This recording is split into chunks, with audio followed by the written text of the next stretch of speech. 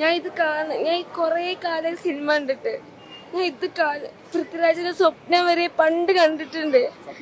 അതില് അവരെ പാട്ടില്ലേ, അതുവരെ എന്റെ മുഖം കാണരുത് വീഡിയോയില് ഞാൻ കണ്ടിട്ടുണ്ട്. കാരണം ഞാൻ എന്റെ ഫ്രണ്ട് മാത്രമേ കൂടെ ഉള്ളൂ. അത്ര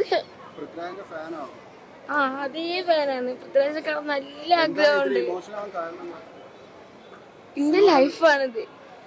അത് നമ്മളെ ജീവിതത്തില് ഇങ്ങനെ അനുഭവിക്കണ കൊറേ പേരുണ്ട്.